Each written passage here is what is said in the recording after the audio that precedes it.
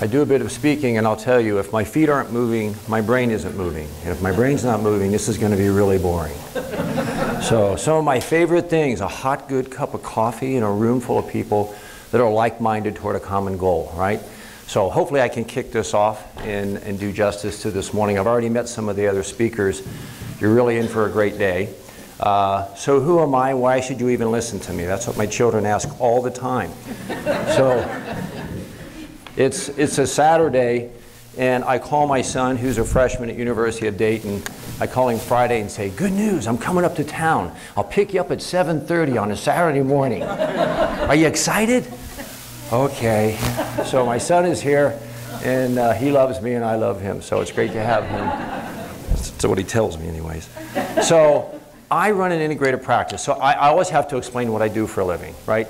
Okay, I'm a physician, practiced emergency medicine for 20 years, and then I finally woke up and realized, wow, this really isn't working. There's got to be a better way to get people healthy. So an integrative practice just takes in everything. We take in traditional medicine, but we look at sleep and diet and stress and exercise and meditation. What a concept, right? Because we're not taught any of those things in med school. So that's what I do, and I had the good fortune a couple years ago. I started meditating, I don't know, 5, 6, 7, 8 years ago when my blood pressure started creeping up. And a couple years ago, I had the good fortune of running into heartfulness meditation at a conference I was speaking at, and I met the delightful Uma. Hi, Uma. And she said, well, we want to come to your office and teach people to meditate. I'm like, awesome. So we recommend in our practice meditation as a therapeutic option to 100% of the people that walk through our doors. You have to. The world is just too stressful. If you're not doing that, you're not giving yourself the best chance of being healthy, right? Because we work on reversing disease. If you come into my office and you're diabetic, my goal is to undiabetic you, unhypertensive you, get rid of your cholesterol problem. So the question that always comes up is why? And hopefully I'm going to lay a little groundwork that some of these other phenomenal speakers are going to build upon. Because the question is, when I tell this American audience of patients of mine, you should meditate, I'm too busy. I can't. My brain's too busy. And they don't understand the why. They don't understand what it's doing to their body. We often see meditation as just, oh, it's nice, cute little quiet time. It's not just a little quiet time. It has substantial impact on the way that your brain functions, on the way that your nervous system functions, and not just while you're meditating. Hours and days and years after you've meditated. So I want to go through some of that physiology. I think you'll find it kind of interesting as we begin to give a scientific background. I was always that annoying kid that asked why, right? The 4-year-old that was constantly asking why. And even in medicine, if you tell me you should get metformin to that patient with diabetes, I'm going to ask why. How's it working? What is it doing? And that's what I want to go through a little journey with you this morning and talk about. How is it working? What is meditation doing to our bodies? Stress-related diseases are going through the roof. We're talking about diabetes and hypertension and autoimmune disease and metabolic syndrome. And these things have got tenfold in just one generation. That means in one more generation, they'll have gone up another tenfold or 100-fold. We have to do something about that. And when people get sick, only 1 in 13 people with a medical condition, based on this study, engage in meditation. And if 100% of them did, they would reduce the severity of their illness. So I want to connect the dots on that just a bit. I'm going to share with you this very simple slide. It's a mess, right? But this is your stress response. And I want to give you just my kindergarten understanding of the stress response, all right? And so our bodies are always going to be faced with challenges, whether it's a bad phone call or a busy schedule or just a lifestyle that's got a lot of stress involved. Stress is not just having an argument with your spouse or your boss is a pain in the butt. Stress is everything. Stress is the food you eat, whether the weather is nice or cold or is it hot. Stress is, do you sleep? Stress is, do you exercise? So anything that puts a demand on your body, the hypothalamus, and by the way, that dotted line just represents everything above that is your brain, and everything below that is the nervous system and endocrine system responding to the signals of the brain, okay? So if we just look at the hypothalamus, it's the very center. You ever seen your computer, it says Intel inside? That's a processing chip, okay? So the hypothalamus is your primary processing chip. And it's assessing, it's scanning how much stress is in my environment, how much stress is this animal under.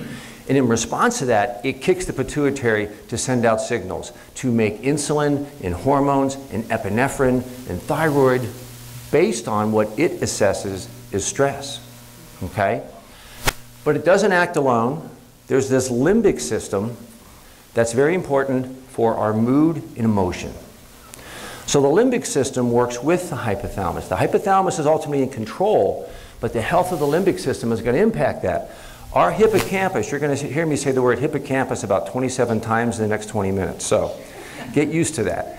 Hippocampus is a very important part of our brain, and it has, as you see there, a chill signal to the hypothalamus saying, chill out, man, everything's cool, everything's groovy, pet the puppy, have a nice meal, everything's fine, right? And then you have the amygdala, and it's the fire signal. It's the holy moly, run for your life, fear, anger, or go signal, right? And we need both. Because if somebody's coming at you with a chainsaw, you need your amygdala to say, move. But you want the hippocampus more active. You want it saying, hey, everything's cool and groovy, because the hippocampus is important for emotion, it's important for consolidating memories, and it has a very big impact on shielding and protecting our hypothalamus. Our hypothalamus, if it feels agitated, is going to send a signal through the autonomic nervous system to have high sympathetic drive. High sympathetic drive is, I've got a deadline at work, the kids need to get to soccer practice, I got to get to the grocery, oh my God, I got a flat tire. It's that go, go, go, go, go, move, move, move signal. And we need that. That's part of being alive. But we need it balanced. We need it balanced with the parasympathetic nervous system. And again, that parasympathetic signal and the sympathetic signal are going back and forth. And the parasympathetic system is that chill and groovy, put your feet up, isn't that a beautiful sunset? We need to cultivate that. And the problem with modern society is we have so much stress, so much demand. We are scheduled from 7 a.m. to 10:30 p.m. and we wake up 4 times through the night and we beat ourselves up. We tell ourselves terrible things. You know, if we talk to our friends the way we talk to ourselves, we wouldn't have any friends. I'm not good enough, I'm not fast enough, I'm not smart enough, I'm just not measuring up. And we do all that and we keep driving the sympathetic drive, and it drives our adrenals to make cortisol. And everybody's heard that word cortisol. Or how many people have heard the word adrenal fatigue, right? By Robert. There is no such thing as adrenal fatigue. That doesn't happen. The adrenals, if you notice, they're the whipping boy. They're at the low end of this chicade, right? It is the brain telling the adrenals either sit down and shut up or stand up and make cortisol. But the adrenals don't fatigue. They get told what to do. But in high demand, high stress, they make cortisol, and cortisol makes your body run and go and do. But if there's too much of it, your brain is only 3 to 4% of your body weight. Relatively small, yet it gets 20% of the blood flow from the heart. So what does that tell you?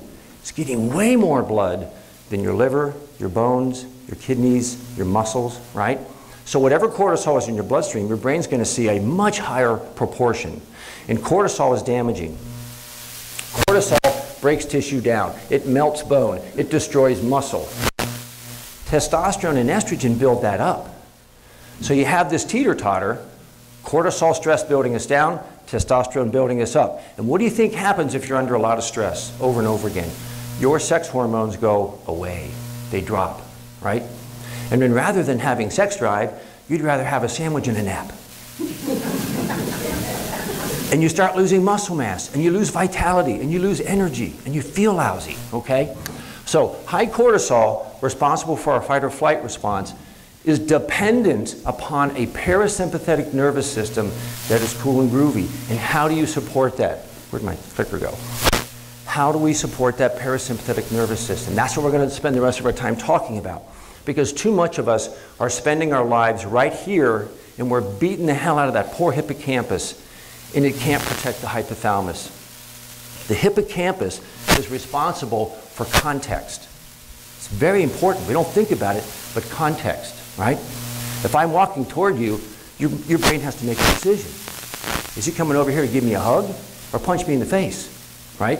It's context. You didn't put your arms up to defend yourself because contextually you said, no, given the environment, I don't think that's what's going to happen. But think about this. when we start getting stressed, we lose our ability to have sharp contextual understanding. You ever get a text that says, thanks a lot? What's that? Thanks a lot. Where's that? Thanks a lot. It's context, right? And the more stressed we are, notice, the more stressed you are and the worse your parasympathetic system is working, the more likely little things irritate you. The more likely you have a dramatic response to something very simple. All right? The more you begin to misinterpret situations, and a simple flat tire becomes a catastrophic emergency. All right? So we need to be able to protect the campus, and we're going to talk about how meditation does that directly. So how do we protect that hippocampus? How do we restore it, protect it from breakdown, and so it's there for us in a balanced neurologic system?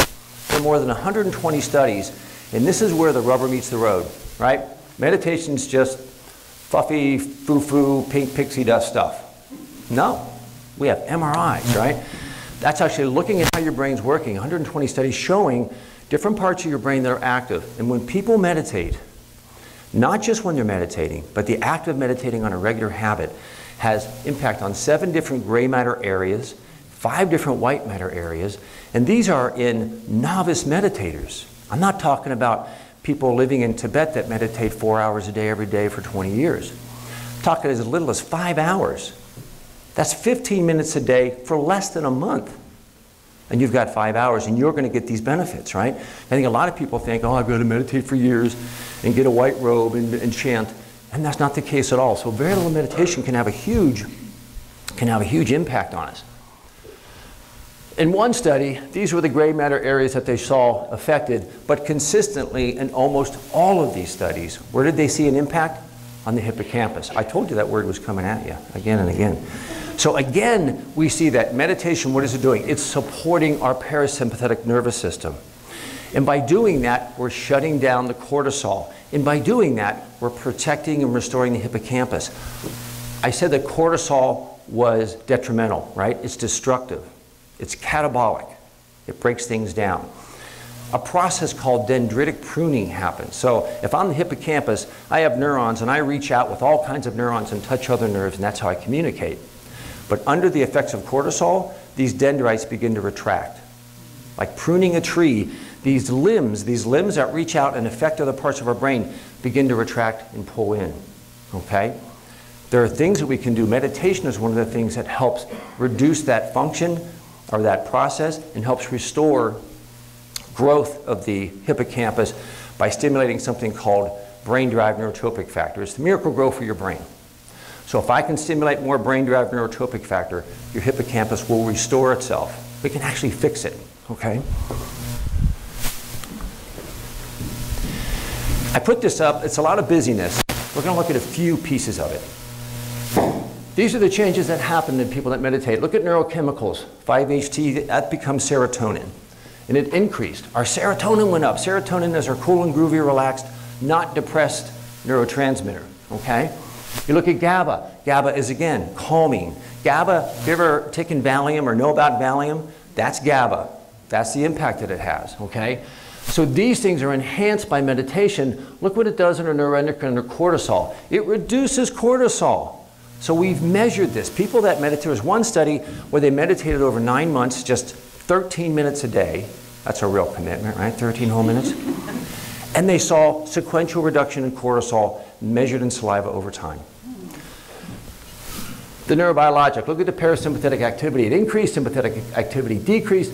Hippocampal volume was actually measured and showed increased size and activity in meditators, and brain-derived neurotropic factor increased.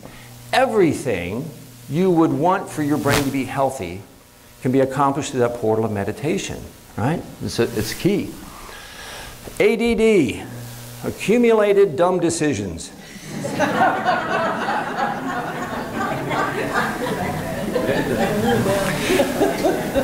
I have an 8-year-old, and I'm going to feed him Cheez-Its, goldfish crackers, fruit roll-ups, and his favorite cereal, Count Chocula. And then I'm going to put him in front of a video player for 3 hours and let him burn his brain out. And then I'm going to wonder why he can't sit still in class. Accumulated dumb decisions. ADD is not a brain defect. ADD is a lifestyle result. And if you reverse those problems, these kids get better. And kids can learn to meditate. Who here has taught their 6, 7, 8, 9-year-old how to meditate? Right?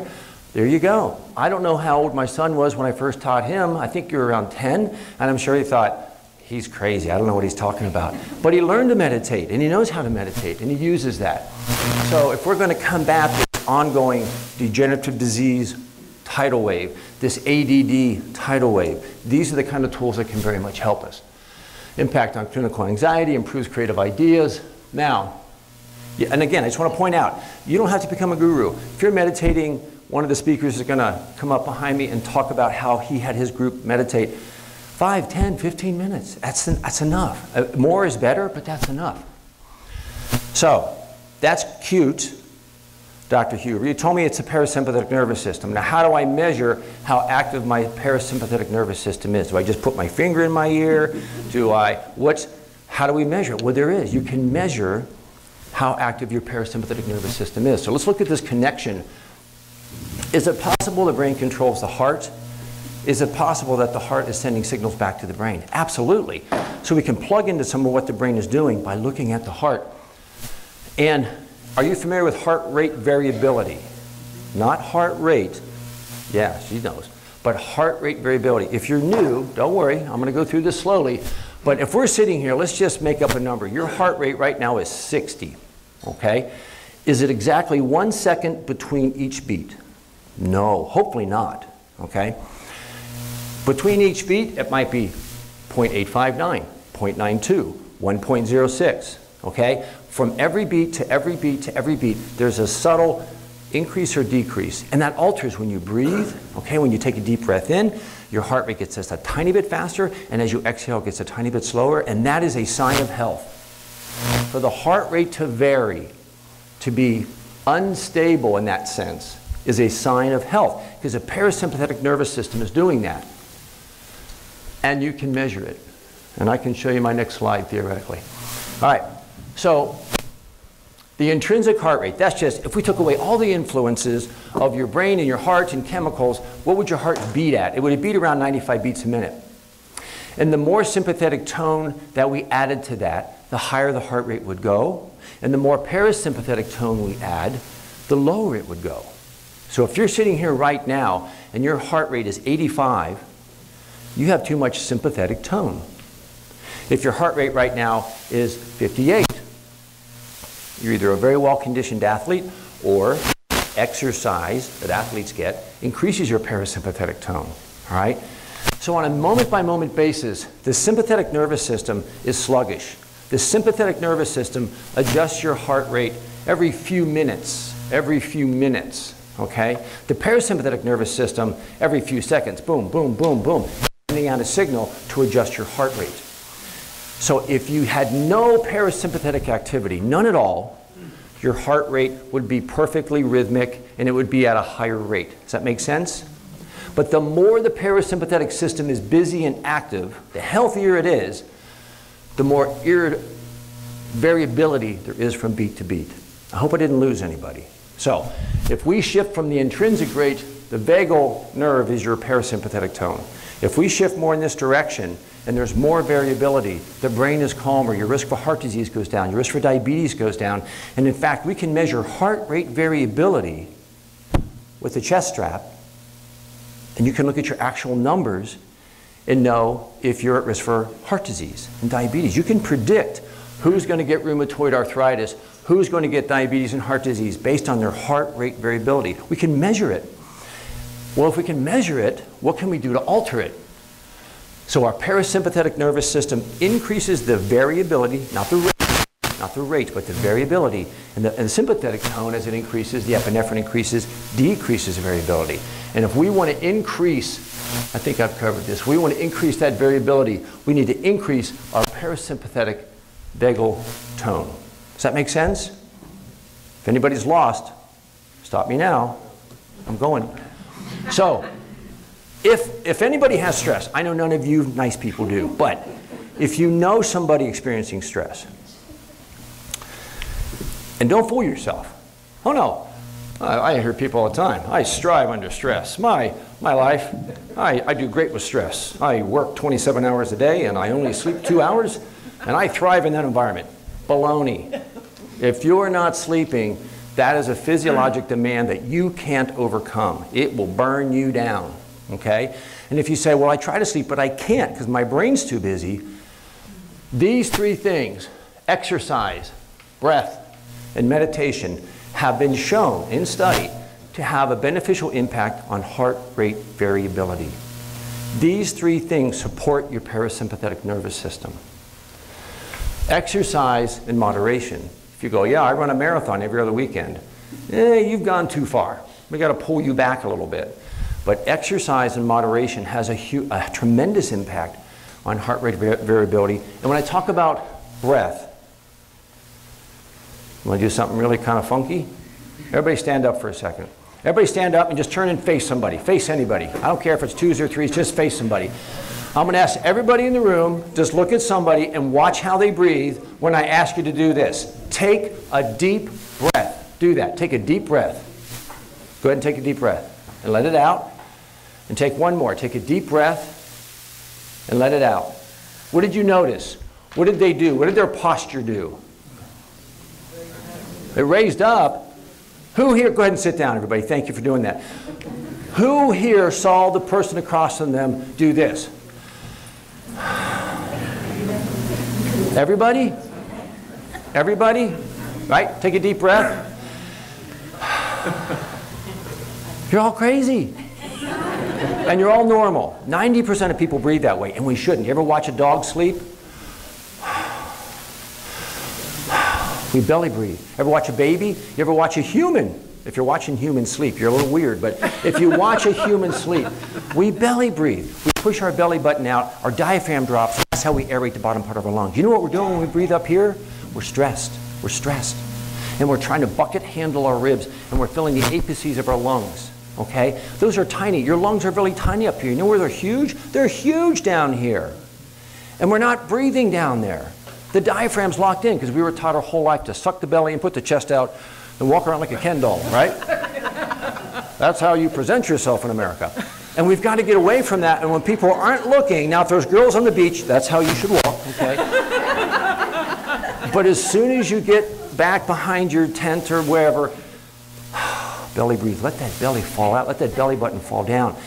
There's a great book just called Breath, all right, by Dr. Varanich. Awesome book. Learn how to breathe. Breathing is so important, and marry that breathing into your meditation. But these things are what help bring heart rate variability into a better. So, heart rate variability can predict everything bad. It can predict mood and depression and autoimmune disease and heart disease and diabetes. If I measure your heart rate variability, and there's a number, the RMSSD, which is the root mean square or separate deviated, there's a lot of different math equations that are applied to this. So there's a simple app you can use, and you can measure that and measure your heart rate variability, and it can guide you. And you can see it improve when you meditate. And now you have feedback, right? You have feedback that what you're doing is really helping you. If you're interested, there's lots of apps. This is the one I like because I like the information I get.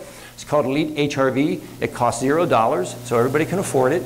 And it goes on your phone, and you buy a $60 chest strap, a Polar H7 strap. You put that on, and you get a reading, and you can measure your heart rate variability at any time. And you can see what the number is. And then you can exercise and meditate and see it improve. And then you can not sleep, get stressed out, stop exercising, and see it go down. Okay? So it's a way you can track yourself.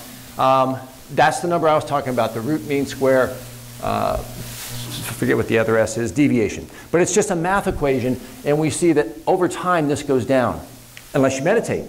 If you meditate and you're, okay, I'm in this 50 group. If you meditate, my RMSSD isn't at 24, mine's at 50. All right? So my heart rate variability is behaving like a 20-year-old. If the rest of me could do that, I'd be awesome, but at least my heart's behaving like it should. So these are things that we can take into our control. This was a very, poor rats, I swear, if rats ever take over the world, we are hosed, man. We do the worst things to these animals. But they went in and they ligated the LAD, which is the primary vessel feeding the heart, and they gave them a heart attack, right? And then they took these rats post-heart attack and they put into a very rigorous exercise program, and they actually measured their heart rate variability. And what they showed was, when you have a heart attack, what does everybody say? Oh, Bill, sit down. Don't push yourself. You've had a heart attack. You know, you should walk. Just walk. Don't do anything intense. And what they showed was when they put these rats through intense aerobic exercise, their heart rate variability improved, and those rats had far less arrhythmic problems than the rats that didn't exercise, all right? Because exercise affects heart rate variability. Now, if they said they taught the rats to meditate, I'd have been really impressed. But they didn't do that. They didn't do that. So we know that exercise and meditation overlap, don't they? They have a common influence. Both of them increase heart rate variability. And in this rate, this was big. This was 12,500 people. And they got baseline measures and annual follow-up. And they found if your heart rate variability was low, they're going to introduce you to a life insurance agent because things don't look so good for you, okay? And they did, this was a broad study, but what they found was, again, it correlated every time. That heart rate variability, if it was low, increased your cardiovascular risk. What do we know about exercise? We just said, if we exercise, we decrease our cardiovascular risk. Well, what if we do both? So this, whoops, did I miss it?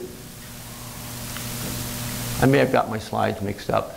They did a study where they put them through, they had 3 groups. You guys meditate, you guys exercise, and you guys just do some breathing technique that wasn't all that fancy, okay? And I hope I have the result. What they found was, see the RMSSD, as it went down, look what happened when it got below 20. That's a reflection of heart rate variability. RMSSD is just another way of saying heart rate variability. Look what happened when it got to 20. Bing! Heart disease, through the roof, okay? And you can change that. You can change that. Oh, here's the study I was talking about. So 3 different groups, 25 participants, not a huge study, but they either exercise, mindful meditation, or biofeedback. And then they looked at depression, anxiety, and sleep over time, okay? And here's what they found. The DASS is just the name of a questionnaire. And the questionnaire could see if you were anxious. It would question whether you had depression. And this is the Pittsburgh, because we all know Pittsburgh's famous for sleep, the Pittsburgh Sleep Quality Index, all right? When you know your team's going to the Super Bowl every other year, you can sleep a little easier. So we see PA as physical activity. Look what exercise did to anxiety. It dropped it from a score of 74 to 27. Awesome. Look what meditation did, from 59 down to 44. Awesome. The effect was maybe larger with exercise, but it was in the same direction. Okay, I'm not saying replace exercise with meditation, but understand the value of it. Everybody understands the value of exercise. Meditation does a lot of the same stuff. Look at depression, physical activity, ding. Meditation, ding. And when we get down to sleep quality, physical activity didn't have a big impact on sleep quality, but meditation did. So my point today is there's a lot of things going on behind meditation, our parasympathetic nervous system. And more importantly, you have control. You can change it. You can meditate and change your heart rate variability and reduce your cardiovascular risk, reduce your risk for diabetes, change your mood. It's a powerful, powerful tool. It's every bit as powerful as metformin, and yet nobody's using it, or very few, okay? So hopefully today, what I wanted to give you was a sense of how powerful meditation is. The other speakers today are going to give way more detail and build on top of that. But understand, it is not just a cute idea. It's a powerful way to change your life and to put you in the driver's seat. So I hope this is helpful. I'm happy to take any questions. Not even close. Does taking a beta blocker do the same thing? Not even close. Drug therapy, and this is the, are you a physician? Okay. So we were taught in med school to give people drug therapy to do what? What are we doing? Are we making them healthy? That's an illusion, right? Drug therapy will never make people healthy. Let me give you a few numbers, and I'll get back to your beta blocker. We represent 5% of the population in the world in the US of A. So US of A is 5% of the population. We consume 50% of all the drugs made globally. If drugs make us healthy, we should be the healthiest SOBs on the planet, right? When you look at life expectancy worldwide, you know where we rank? Number 1? 5, 10, 20, 25, 30. We rank 30th in the world in life expectancy. Well, wait a minute, we're taking all these drugs to make us healthy. So drugs do not reverse heart disease. Drugs do not reverse. How many drugs cure disease? Darn few. Antibiotics come to mind, but darn few. I teach at the UC College of Pharmacy. I have pharmacy students. That's the first question I ask them on day one. How many drugs cure a disease? Very few. They modulate physiology. They may lower blood pressure. They may lower blood sugar, but they don't stop the disease process. So a beta blocker, is that a natural entity in the body? Absolutely not. Does it have a beneficial impact? Well, it will reduce arrhythmias, but why do you have arrhythmia? Go find the arrhythmia, okay? So it doesn't have a natural impact on the sympathetic parasympathetic tone. It can't, because it's an outside exogenous material. It doesn't have the ability to augment parasympathetic tone. Does that make sense? So we use it from a medical perspective, and it's valuable, but now that we've got your arrhythmia under control, let's go figure out why you have that arrhythmia. Is it your diet? Is it your sleep cycle? Is it your stress? Is it heavy metals? Is it plastics because you're drinking from plastic bottles all the time? What's causing that arrhythmia? Okay? So I use drug therapy as a holding place to keep you stable while I fix the real problem. And that's not what we're taught in med school. How many classes in med school did you take that were entitled Health of the fill in the blank? None. Disease of the heart, disease of the brain, disease of the bone, that's what we were taught. We weren't taught how to make people healthy. But great question, great question. Anybody else? Yep. Things like heavy metals. Is there something that you do, is there something specific that you use for the heavy metals? Yes, yes. So you can chelate heavy metals. We all have them. If I measured everybody here, I guarantee you everybody here has some heavy metal. Some of us, depending on our detox pathways, depending on how much we sweat, how much garlic we eat, how much onion, have more or less lead or mercury than others, but we all have lead and mercury and probably have arsenic and probably have tin to some degree. And so we can use things like DMSA or EDTA to chelate those things out. There are natural elements, coriander, or garlic or onion. These are natural chelating agents, okay? So there's natural ways of promoting that. You sweat out some heavy metal. But we can use agents to actively pull it out of the tissue. And we don't measure that in traditional medicine. We're not taught to measure it. You have to measure that in the urine through by using a chelating agent to provoke it from the tissue. Well, the other question I have is, so what do you think as far as dentistry and filling cavities? And what we use? Dentistry and cavities. Well, most smart dentists are getting away. They don't use the mercury fillings anymore. Okay, if you have a silver filling, that's mercury. And most dentists are getting away from it. Yes, yet the ADA still says, oh, it's perfectly safe and fine. And at the Ohio State School of Dentistry that I'm very familiar with because I have friends that have gone through there, how to put fillings. But we know they're toxic. There is a guy in Kentucky, Dr. Haley, who's done tons of research on mercury, and he has this great video where he takes this filling that was in somebody's mouth for 20 years, and he holds it up to a light. Now, it was taken out of their mouth, it was put in a jar, and put on a shelf for another 20 years. So 40 years later, he holds it up to a light that can see if there's mercury vapors coming off, and mercury vapors are just streaming off that. So if you have metal fillings, we know you're getting some mercury. It's unfortunately there. Our society is not perfect. Our vaccines often have mercury in them. Methyl mercury, you know why it's in there? Preservative. Really? We couldn't come up with a better preservative than mercury? All right. So yeah, unfortunately we're exposed to metals. I'll tell you one of the biggest problems that most of us are facing now. Tupperware, plastic straws, plastic lids, plastic bottles. How much of your food, go to your grocery store, come home, put down your food. I'm sorry, I stole your water. And look at how much of your food is wrapped in plastic. You buy this gorgeous head of organic broccoli and you put it in a plastic bag. You take it home, you put it in your refrigerator where it marinates for 2 days in a plastic bag. And then you take it out and go, I'm going to get all my organic vitamins from this broccoli. We've got to reduce. We have a test. We actually measure plastics in urine. We can actually measure BPA in your urine. And it's shocking how high it can get because it's a real risk factor for breast cancer. So there's a lot that we can do to impact that. Anybody else? Well, oh, thank you. Remember Phil Donahue? See, if you remember Phil Donahue, you're old. I remember Phil Donahue. Hi, my name is Kay. Lately, I've been practicing Dr. Andrew Wild's 478 breathing technique. I heard Andrew Wild, something technique. What was in the middle? Breathing technique. 478. 478, okay. I was sleeping, and with that breathing technique, I was able to sleep much better, able to accomplish the things I could accomplish. Awesome. I have heard that story many times. Awesome. So there's all kind of breathing techniques. You'll hear 4-4-4-4. And all they're saying is breathe in so many seconds, hold it so many seconds, then exhale so many seconds. There's lots of different options out there, so I'm not going to say one's better than another. But understand that the bottom of your lungs are huge compared to this. And what a lot of people do is they walk around breathing like this all day. Right? I'm nervous. I'm stressed. And all I'm doing is I'm exchanging a little bit of air up here. And the bases of my lungs are getting no air exchange. None. So what do you have down there? Stale air. Stale air that's full of carbon dioxide. Carbon dioxide, physician crowd, carbon dioxide makes us acidic. And I've done these experiments in my office with my patients.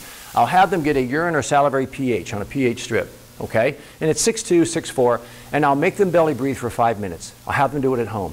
In 5 minutes, they'll go back and recheck it, it's 7.0. It went from 6.2 to 7.0 in 5 minutes just by breathing. What did they do? They cleared out the carbon dioxide. They began to oxygenate. Because if you're acidic, if your pH is consistently below 7.0 on a urine test, you're not detoxifying.